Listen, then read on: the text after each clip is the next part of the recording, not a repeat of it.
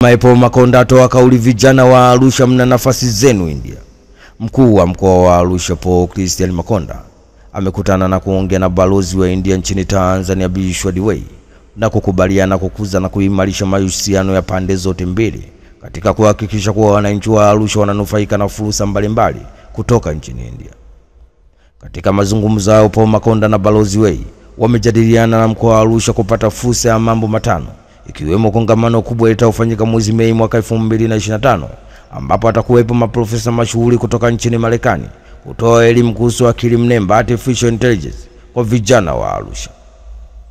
Viongozi hao pia katika mazungumzo yao wamekubaliana kuanzisha kilimo cha mitishamba inayotumika katika utengenezaji wa dawa za asili chini ya usimamizi chuo kikuu cha Nelson Mandela. Pia wamejadili kuhusu nchi ya India kutoa fursa ya ufadhili wa masomo kwa vijana takriban 1000 watakaokuwa na fursa za kusoma kozi mbalimbali sambamba na ufadhili wa wapishi 50 watakaoenda kupata mafunzo ya upishi wa vyakula vyenye ladha ya Kihindi ili kuvutia watalii kutoka nchini India watakaokuja nchini Tanzania. Fursa nyingine itakayopatikana katika mazungumzo ya Paul Makonda na balozi huyo wa India nchini Tanzania ni pamoja na kuimarisha kilimo cha maembe mkoani Arusha kutokana na uhakika wa soko litakayopatikana nchini India, ambapo pia raia wa nchi hiyo wamekuwa na uhitaji mkubwa wa unga unaotokana na tunda la embe kwa ajili ya matumizi mbalimbali. Ni taarifa kutoka jijini Arusha. Hatimaye mkuu wa mkoa wa Arusha Paul Christian Makonda amekutana na kuongea na balozi wa India nchini Tanzania Bishwa Diwai na kukubaliana kutoa elimu na kuimarisha mahusiano ya pande zote mbili katika kuhakikisha kuwa wananchi wa Arusha wananufaika na fursa mbalimbali kutoka nchini India. Daktari Kikwete atua Japani, agenda ni elimu.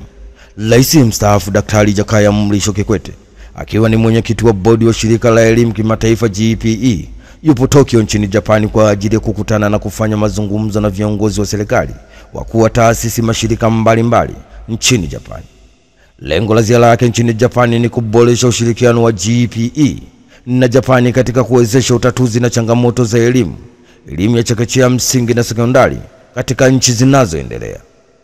Katika siku ya kwanza, rais mstaafu na mwenyekiti wa bodi ya GPE amekutana na kufanya mazungumzo na Mheshimiwa Shin Yokoyama, waziri wa fedha wa Japani, na naibu wake Mheshimiwa Atsu Mimura.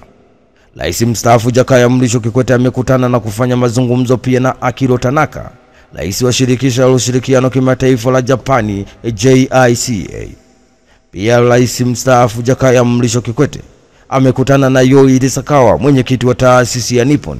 Sakawa mwenye umri wa miaka 86 sasa alifanikiwa kupanda mlima Kilimanjaro tarehe 12 Februari mwaka 2024 katika kuadhimisha miaka 85 ya kuzaliwa kwake.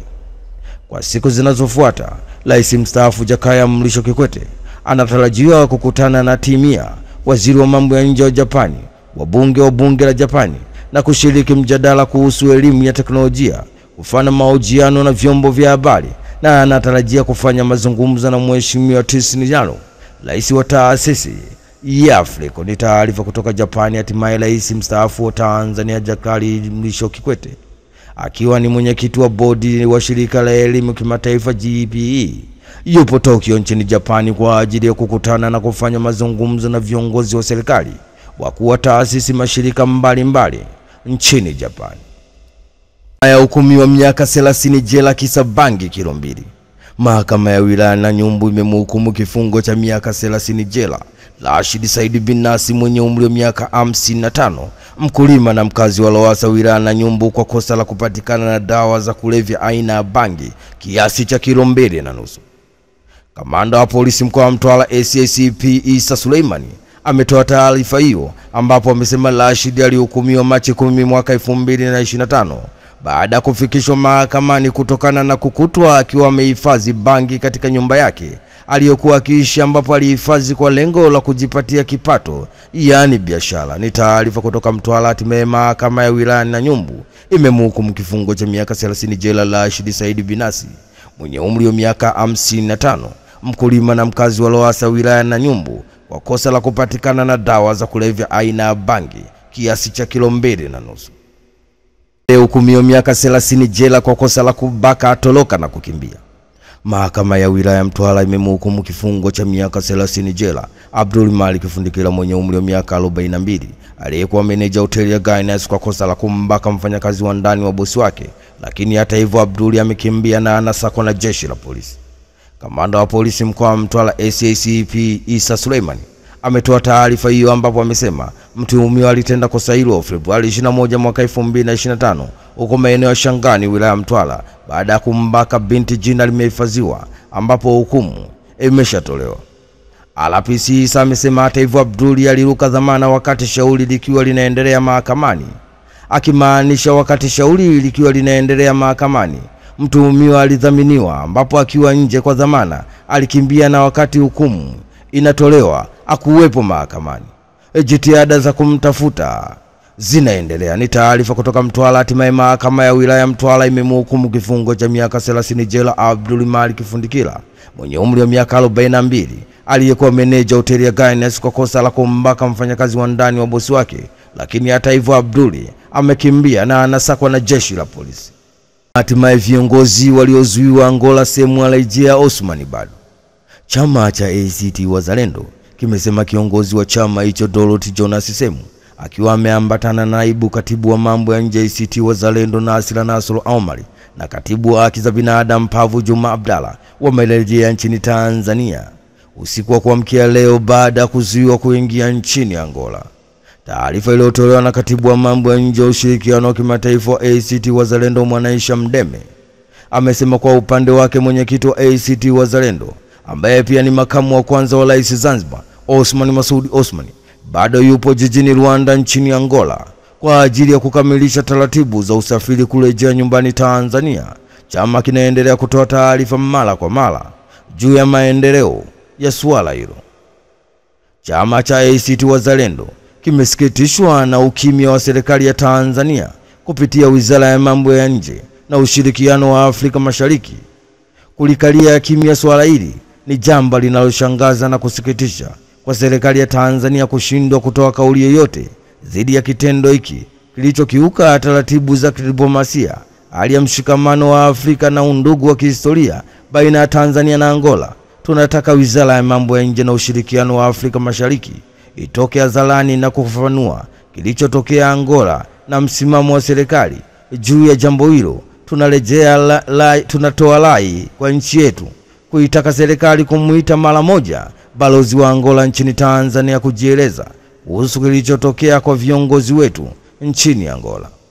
Viongozi hao waliwasili Angola kushiriki mazungumzo ya Jukwaa la Demokrasia ya Afrika, The Platform for Africa Democracy PAD, yaliyoandaliwa na taasisi ya Platform Foundation, yaliyopangwa kufanyika kuanzia Machi 13 mpaka 16 mwaka 2025, ambapo mbali na viongozi hao, viongozi wengine zaidi ya 40 kutoka nchi mbalimbali za Afrika ambao pia walikuwa wanahudhuria mkutano huo walizuiliwa na serikali ya Angola, akiwemo mwenyekiti wa Chama cha Demokrasia na Maendeleo Chadema Tundu Antipas Lissu na viongozi wengine wa Chadema.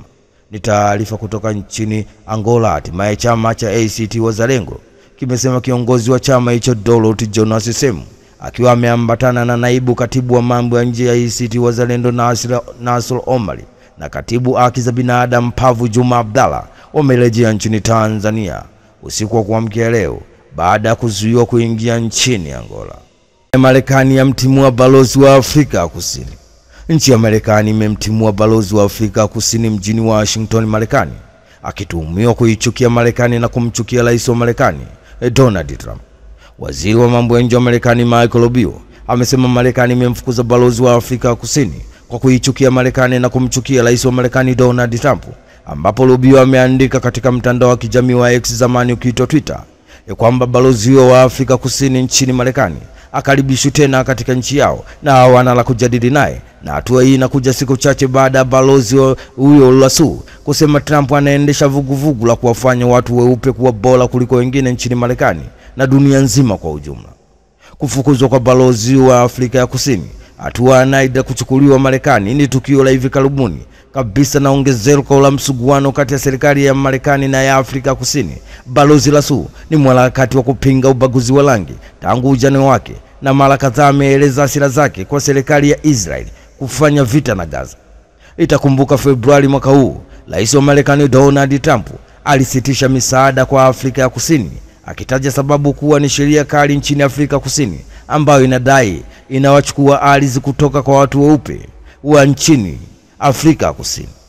Wiki iliyopita Rais wa Marekani Donald Trump alichochea zaidi hali ya wasiwasi, akisema wakulima wa Afrika Kusini wanakaribishwa kwenda kuishi Marekani baada ya kurudia madai yake kwamba serikali ya Afrika Kusini inachukua kwa nguvu ardhi kutoka kwa watu weupe. Ni taarifa kutoka nchini Marekani. Hatimaye Marekani imemtimua balozi wa Afrika Kusini mjini Washington, Ibrahim Rasool, akituhumiwa kuichukia Marekani na kumchukia rais wa Marekani Donald Trump.